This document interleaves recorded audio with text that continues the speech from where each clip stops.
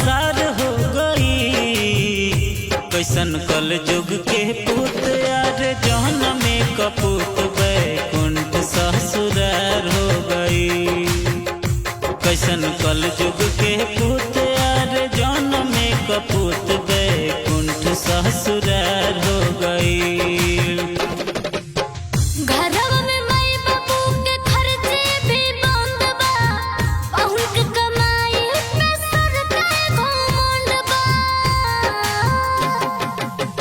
घरवा में माई बाबू के खर्ची भी बंद बा, पहुँ के कमाई पोसर के घमंड बा।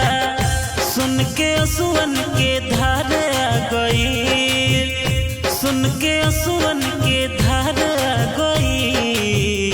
कैसन कल जुग के पूत अरे जौन में कपूत बैकुंठ ससुराल हो गई। कैसन कल जुग के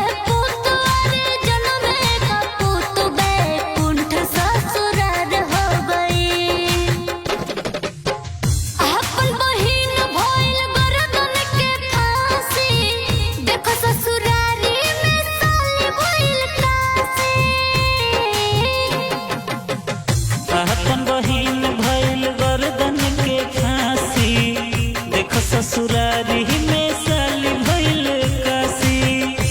एक तो जियल धिक्कार हो गई, एक तो जियल धिक्कार हो गई। कैसन कल जुग के पूत हर जन्म में कपूत बैकुंठ ससुराल हो गई। कैसन कल जुग के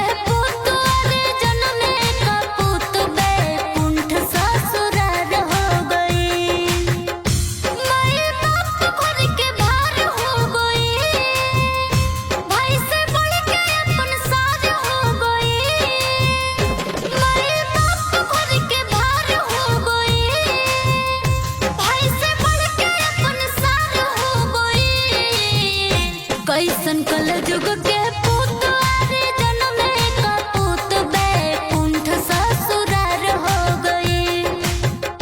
कैसन कल जुग के पूत अरे जन्म में कपूत बैकुंठ ससुरार हो गई। माई बाप घर के भार हो गई, भाई से बढ़ के अपन सार हो गई। कैसन कल जुग के पूत यार जौन में कपूत बैकुंठ ससुरार हो गई। कैसन कल जुग के पूत यार जौन में कपूत बैकुंठ ससुरार हो गई। कैसन कल जुग के पूत अरे जन्म में कपूत बैकुंठ ससुरार हो गई। कैसन कल जुग के पूत अरे जन्म में कपूत बैकुंठ ससुरार हो गई।